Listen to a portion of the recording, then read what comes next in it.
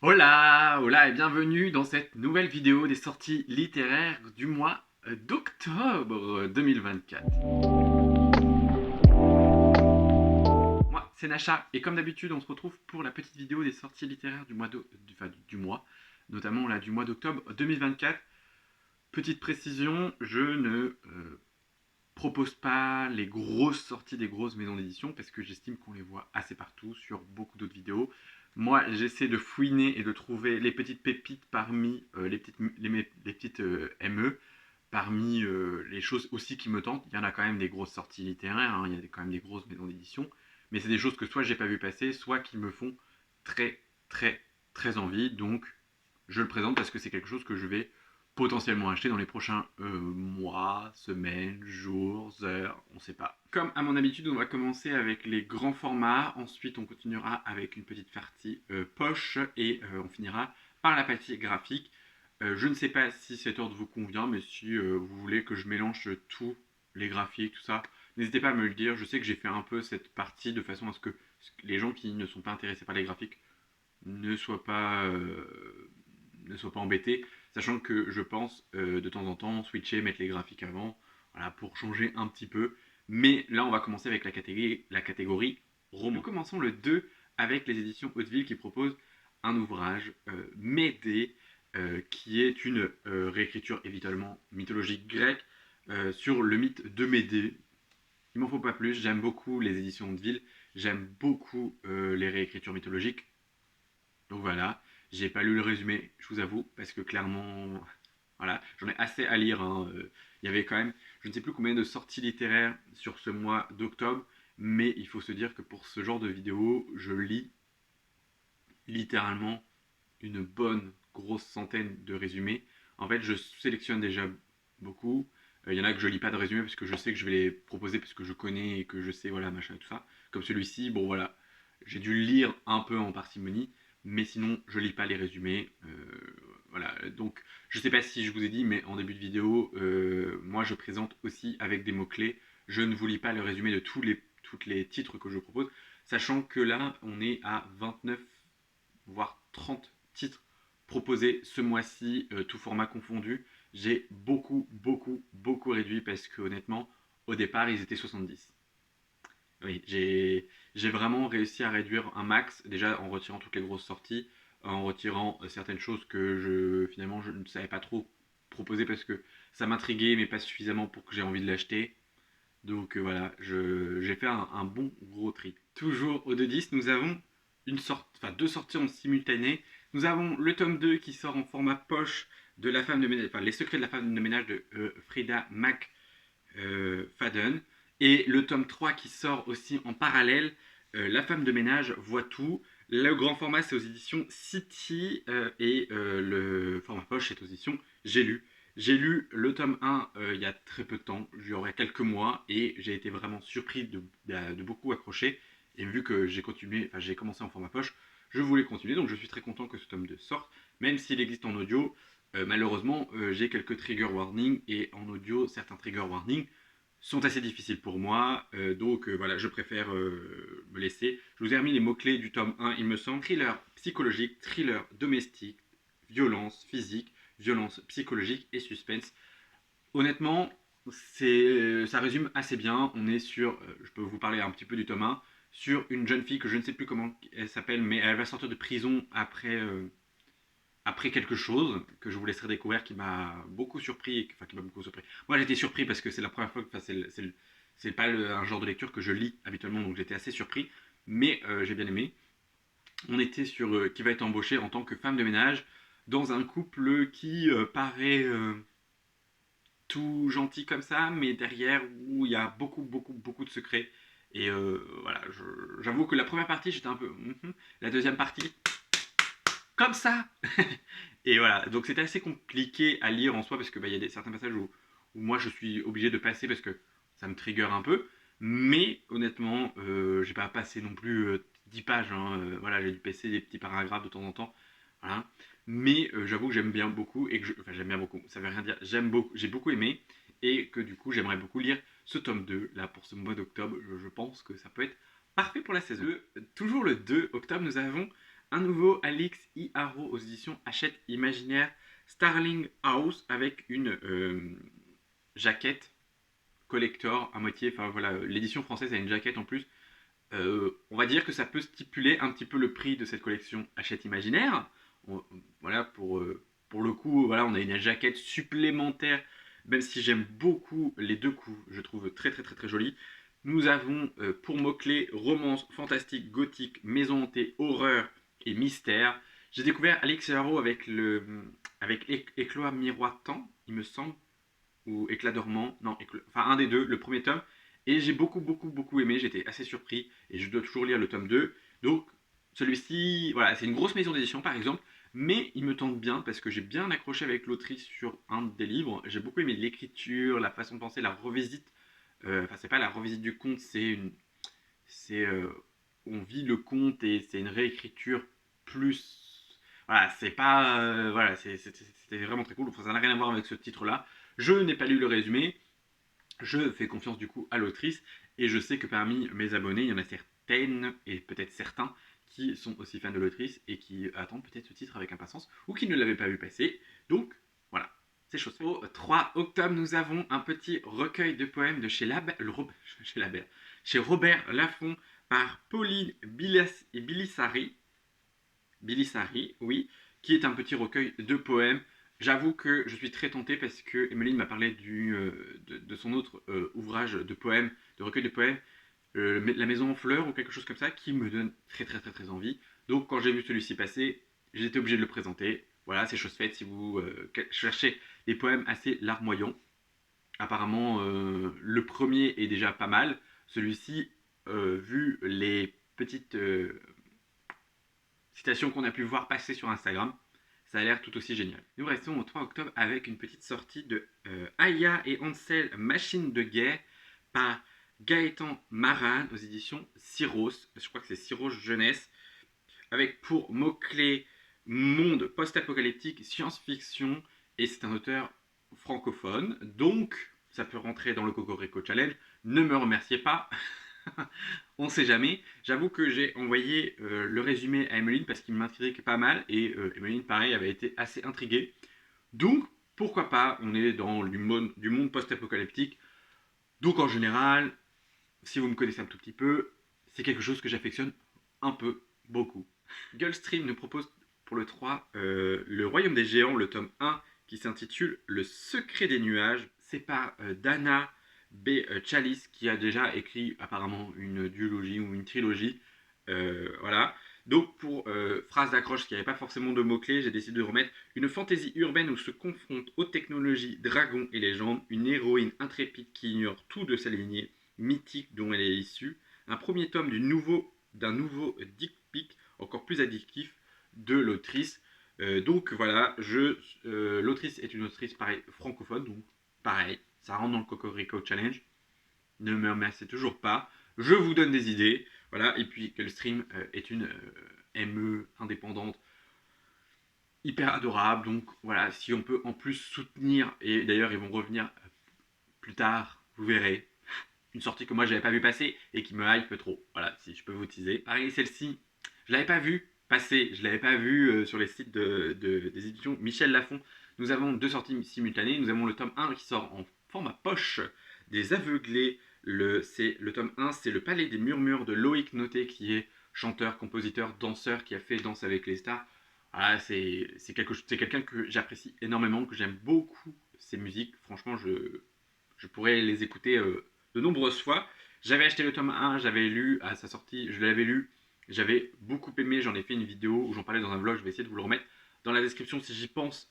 Et en fait, là j'ai vu que le tome 2 sort en grand format qui s'intitule La Terre des Reflets, toujours du même auteur. Et cette couve, je la trouve juste sublime. Elle sera parfaite pour cet hiver, je trouve. Donc, nous avons pour mots-clés fantastique, jeunesse, auteur belge. Enfin, c'est moi qui ai raconté auteur belge. Donc, pareil, ça rentre dans le Cocorico Challenge. Voilà. Hein, si vous voulez un peu plus de recommandations, c'est de la jeunesse.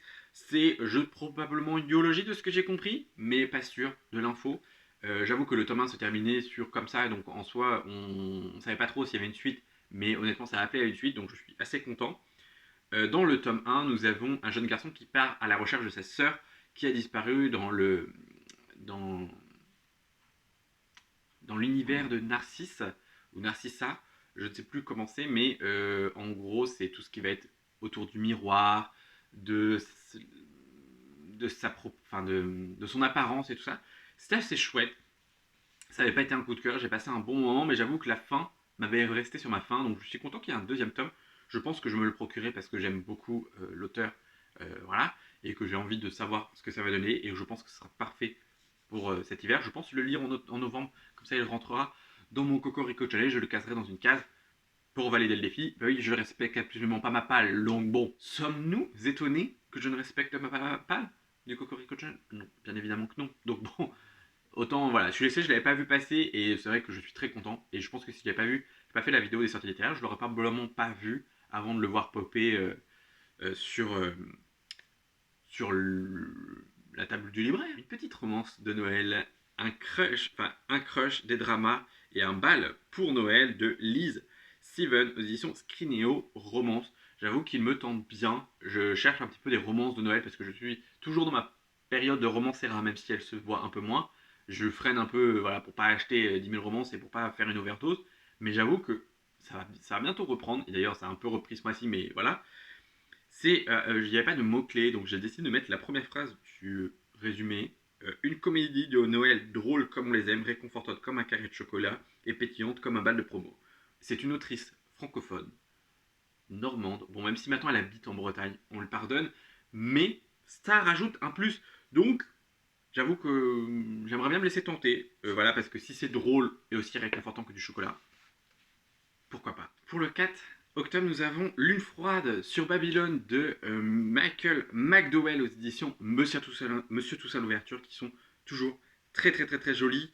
Euh, voilà, je l'ai présenté pareil, je n'ai pas vu le résumé, je l'ai vu passer sur Instagram. Alors oui, on l'a vu passer, mais c'est du Michael McDowell et franchement, c'était vraiment, j'ai beaucoup aimé sa saga de Blackwater, donc, et j'ai très envie de lire ses autres titres en octobre. Donc là, pour mots-clés, nous avons horreur, meurtre, zombie, sang, thriller et Floride. J'avoue que ce côté sang, peut-être que ça va peut-être me freiner, mais à voir. J'attendrai le retour des copines, parce que je sais que les copines vont le lire assez rapidement et en feront un avis.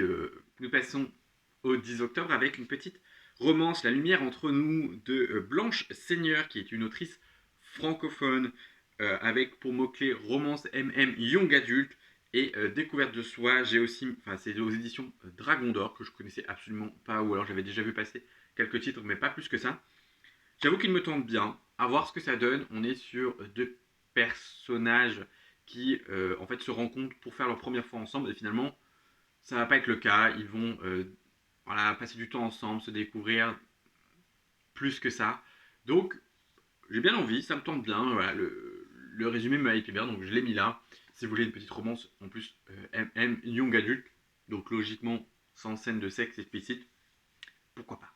Nous passons le cap de la moitié du mois au 16 octobre avec aux éditions Milady, L'aube de la nuit par Alison Carwetster avec pour mots-clés magie, sorcière, paranormal, fantasy urbaine, romance, new adult. Et il y avait cette petite phrase en dernier du résumé, c'est Crescent City rencontre Bridgerton dans cet univers envoûtant, plein de magie et de trahison. J'ai l'impression, peut-être, je crois que c'était un one-shot, il me semble, de ce que j'ai compris. Je ne sais plus, j'avais pu noter, ou alors c'est peut-être un tome 1. Et nous avons, c'était écrit aussi qu'il y avait des scènes de sexe explicites pour les gens qui n'aiment pas forcément ça. Sachez voilà que c'est le cas. Le résumé m'a hypé quand même pas mal. Donc à voir, j'ai pas encore lu des éditions Milady, mais ça devrait pas tarder parce que je vais lire bientôt Bride de Ali Hazelwood qui est sorti en août, en septembre. Il est sorti en septembre. je, le mois de septembre est tellement passé comme ça que je ne sais pas quand est-ce qu'on est. Toujours le 16, du coup, nous avons une sortie, enfin une réédition de Eragon de Christophe Paolini, illustré par Sidward Chartwendy. C'est aux éditions Bayard Jeunesse. Je ne vais pas vous faire l'affront de vous résumer une énième fois Eragon. Nous avons les mots-clés aventure, fantasy, Dragon. Et pour mots-clés, ils avaient mis bande dessinée. C'est pas vraiment une bande dessinée pour avoir vu quelques images de l'édition anglaise, parce que j'ai pas vu des éditions françaises. C'est plutôt des illustrations très très très très très très jolies, vraiment. J'avoue que ça pourrait être pas mal, mais c'est très très très joli. C'est plutôt un livre illustré avec de jolies illustrations que plutôt une bande dessinée. Enfin voilà, vous avez du texte, des illustrations, du texte, des illustrations. Donc voilà, je sais pas pourquoi ils m'ont mis bande dessinée, parce que pour moi, ce n'en est pas une, mais voilà. Et ça rentrait pas non plus dans le graphique, quoi. Le 16 octobre, on clôture une saga de Mémoire de la forêt de Michael Brun-Arnaud aux éditions École des loisirs avec le quatrième tome, La saison des adieux, qui est le tome qui représente probablement l'été, avec pour mots-clés animaux, souvenirs, mémoire, littérature jeunesse. Et du coup, c'est un tome 4, donc c'est une fin de saga. Et c'est un auteur francophone. Pareil, il peut rentrer aussi dans le Cocorico Challenge, hein, clairement. Donc, je ne sais pas si je vais l'acheter aussitôt dès sa sortie, mais j'avoue que j'aimerais beaucoup finir cette saga. J'avais beaucoup aimé le tome 1, enfin vraiment beaucoup aimé le tome 1. J'avais beaucoup aimé le tome 2, qui est un peu en dessous du tome 1. J'avais un peu moins apprécié le tome 3. Donc j'espère beaucoup de ce tome 4 pour remonter la balance et finir cette saga en beauté.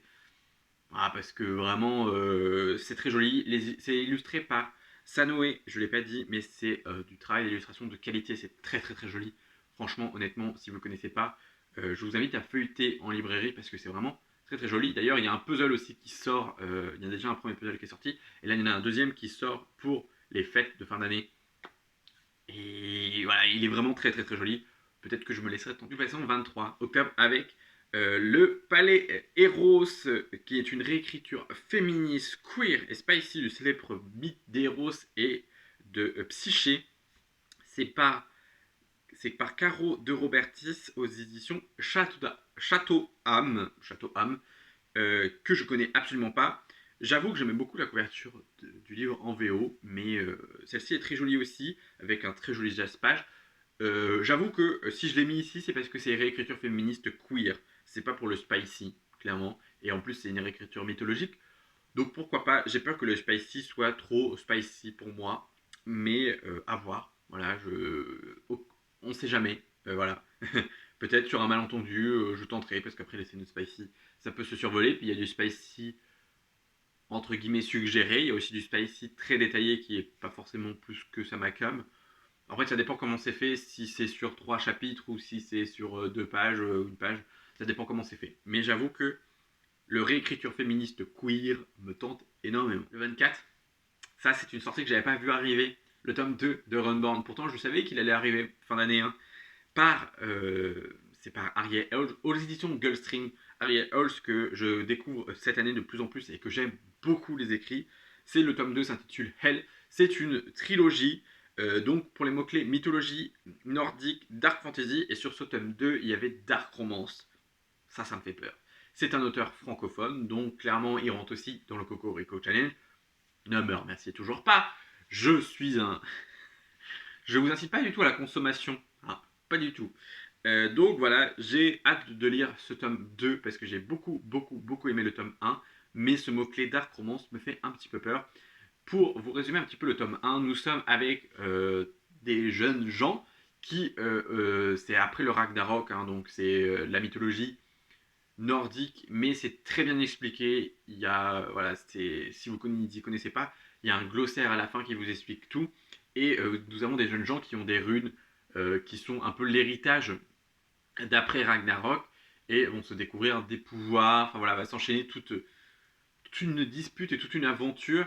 Comme d'habitude, l'auteur nous épargne absolument pas du tout dans ses récits et c'est hyper haletant. Je sais que le tome 1, je l'ai lu d'une traite. D'ailleurs, mon avis est toujours disponible sur Instagram si vous voulez. Allez le voir parce que vraiment, ça vaut le coup. Et je pense que ce tome 2, je vais me le procurer, pas peut-être à sa sortie, mais peut-être début novembre pour le lire assez rapidement. Comme ça, je pourrais le chroniquer aussi sur Instagram. Et parce que comme ça, je serai à jour dans la saga.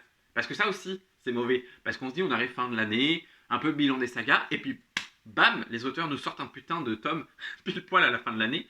Donc, je ne suis plus à jour à partir de cette date-là. Donc, il faudra que je sois à jour pour la fin de l'année. Et c'en est tout pour les sorties romans de ce mois. Et quelle sortie, franchement, beaucoup, beaucoup, beaucoup, beaucoup de titres me tentent. Et voilà, j'ai quelques achats prévus quand même. RIP, ma carte bleue et mon banquier, enfin ma banquière, parce que pour le coup la mienne c'est une banquière. Nous allons passer vite fait avec les formats poche qui me tentent ou que j'avais envie de vous présenter. Nous avons en premier lieu de Baptiste Beaulieu, Où vont les larmes sèches, où vont les larmes quand elles sèchent, c'est mieux comme ça, que j'ai pu écouter en audio il y a très récemment et que j'ai beaucoup aimé. Je vous invite, s'il vous tentez, à vous procurer le tome en format, enfin le livre en format poche, parce que vraiment, c'était vraiment très cool. Je ne sais pas si je vais me le procurer parce que j'ai bien aimé. Je ne sais pas si je vais me le procurer en grand format ou en format poche, mais voilà, je tenais à vous le dire parce que si ça peut vous intéresser. Nous avons aussi La maison au milieu de la mer tyroléenne qui sort en version poche de TJ Klune aux éditions PAL, qui est le label poche de Saxus. Même si on l'a déjà vu tourner partout, j'avoue que j'ai beaucoup aimé ce titre, donc je tenais à vous le présenter en format poche. Voilà, s'il vous tente, n'hésitez pas à prendre plutôt le format poche, clairement. Parce que niveau prix, c'est pas du tout la même. Et nous avons de Kim Stanley Robinson, Le ministère du futur aux éditions Brajlon Poche, que j'avais pas vu passer plus que ça à sa sortie, et qui me tente bien. Au vu du résumé, celui-ci, je l'ai pas lu, mais il me tente vraiment bien. On est en 2025, dans un monde un peu futuriste, tout ça. Donc voilà, pourquoi pas. C'en est tout pour ce mois-ci des formats poche, parce que du coup j'en ai déjà présenté deux avant, en faisant les sorties des tomes suivants. Nous repartons au 2 octobre avec les graphiques, avec Brielle and Be Once Upon a Time, qui est un roman graphique des éditions Hachette Graphique, qui est un conte revisité. Il marque tome 1. Alors est-ce que c'est un tome 1 et que du coup les tomes vont être plutôt des tomes compagnons dans le même univers? C'est un conte revisité, mais on sait que c'est du coup La Belle et la Bête. J'avoue que les Hachette graphiques comme ça, pour le peu que j'ai lu, j'en ai lu 3-4, il me semble, beaucoup étaient très pertinents, notamment La princesse et le croque-monsieur qui était vraiment génial. Donc, je suis tenté de voir de ce que ça donne celui-ci. Je sais que quelques copines vont le recevoir, donc je pourrais avoir un avis. Voilà, donc vu qu'on a des goûts en commun, je saurai si je me laisse tenter ou pas. Mais en tout cas, j'aime beaucoup. Les éditions, là, pour le coup, Hachette graphique, sont très jolies, hein, très bien fait. Et si je vous ai dit le si peu que j'ai lu, j'ai vraiment bien aimé. Le 3 octobre sort Dracula, enfin DRCL, qui est un manga, tome 3. Je ne vous ferai pas l'affront de vous dire l'auteur, je vous laisserai aller voir. Avec les mots-clés horreur, vampire, fantastique, shonen et épouvante, j'avoue qu'il me tente bien depuis que Cecilia de Jurassic Zone en a parlé. J'avoue qu'il m'a intrigué en librairie. En fait, quand je l'ai vu, il m'a directement appelé. Donc j'ai été voir un peu voilà, la bête et j'étais quand même fortement intrigué. Donc à voir ce que ça donne. Voilà, je sais pas, peut-être que je me laisserai tenter peut-être par le tome 1 pour ce début de saison un peu spooky. Voilà. Une petite merveille au 3 octobre avec le sortie du tome 1 de Hunger Games en bande dessinée. Alors c'est une magnifique édition du tome 1 illustré en noir et blanc. Donc c'est important de le signaler parce que je pense que ça peut... Voilà. Donc moi j'aimerais bien, je pense que je vais aller voir des illustrations avant pour voir ce que ça donne. Avec les mots-clés aventure, dystopie et action, je pense que tout le monde connaît Hunger Games. Je n'ai pas forcément besoin de. Voilà. Moi, j'ai pas lu les livres, j'ai vu les films. En fait, j'avais vu le premier film il y a des années et j'avais pas forcément plus que ça accroché. L'hiver dernier, j'ai vu le tome 1 à la télé, enfin le premier à la télé. Et du coup, j'ai enchaîné sur les autres parce que bah, ça donnait envie. J'ai pas vu le dernier sorti, enfin, le spin-off ou le préquel, je ne sais pas. Je l'ai pas vu, peut-être que je le verrai, je ne sais pas. Pour l'instant, ça m'intéresse pas plus que ça. Donc voilà. Le 10 octobre, nous avons le tome 13 de Spikes Family. Même si j'ai pas commencé, même si j'ai vu que l'animé en partie, nous avons le tome 13 dans une très jolie, comme d'habitude, édition collector avec une jaquette exclusive qui est très jolie. Il y a deux porte-clés réfléchissants qui m'emballent pas plus que ça. Et nous avons trois marque-pages transparents qui sont assez jolis. Après, voilà, le format classique existe aussi. Mais voilà, si vous voulez voir, j'aime beaucoup cette jaquette avec Aya. Il me semble que c'est Aya. Et j'aime beaucoup ce manga qui est vraiment très drôle. Ils mettent mots-clés humour, famille, amitié, espionnage et école. Et c'est vraiment ça. C'est vraiment très cool. J'aime beaucoup nos trois persos principaux. et le petit toutou qui galette juste à côté. Un graphique qui me tente au plus, c'est au 10 octobre, c'est Paloma au pluriel aux éditions Akata, qui est du coup écrit par Hugo Bardin et illustré par Hugo Michael, Hugo Bardin est la première drag queen française à avoir remporté Drag Race France saison 1, et c'est un livre sur l'univers du drag, sur son show, sur sa scène, voilà, donc clairement, lui c'est sûr, franchement, je me laisserai tenter assez rapidement, je pense, clairement, parce qu'il me tente énormément. Une autre tentation énorme de sortie manga avec le tome 13 de l'Atelier des Sorciers au 16 octobre, avec, comme d'habitude, une version classique, mais aussi une version collector du tome 13, avec, en plus, des illustrations. Je sais pas, peut-être je suis à ça de le prendre, parce que j'ai déjà pris avec le tome 12, avec le puzzle, et j'avoue que j'aurais pas dû découvrir cette saga, parce que je sens que je vais avoir envie d'acheter tous les collecteurs à chaque fois. Et en fait, l'illustration, les illustrations qu'ils nous présentent me tentent un tout petit peu. Bon, parce qu'en fait, la jaquette réversible, en fait, vu que moi je remets dans la version classique, parce que c'est celle que j'ai pour que ça soit uniforme, voilà, ça me tente. Je sais pas, ça me tente énormément, quoi. Pour les mots-clés, nous avons fantasy, magie, sorcellerie, sorcière et shonen. Pareil, si vous ne connaissez pas la Délice des sorciers, c'est vraiment, vraiment, vraiment très cool. Je peux que vous conseiller cette série de mangas. On est déjà au tome 13, donc moi j'ai rattrapé avant la sortie du tome 12. Donc maintenant je tiens à être à jour des sorties, comme ça je suis pas paumé. Donc voilà, c'en est tout pour cette vidéo des sorties littéraires. J'espère qu'elle vous aura plu. Dites-moi si vous avez repéré des titres qui vous tentent ou d'autres titres que j'ai pas présentés, que vous avez précommandés, que vous souhaitez acheter ou me faire découvrir ou en parler dans les commentaires. N'hésitez pas, j'adore répondre aux commentaires, échanger avec vous. On se retrouve très bientôt dans une nouvelle vidéo. En attendant, prenez soin de vous et de votre carte bancaire parce que apparemment ça va chauffer et que préparez-vous en novembre, c'est pareil. Et en décembre, plus ou moins aussi, enfin tous les mois quoi. À part juillet où on est un peu calme, les autres mois on raque. Voilà. Donc en tout cas, moi j'espère que cette vidéo, comme d'habitude, vous aura plu. Prenez soin de vous. Bye.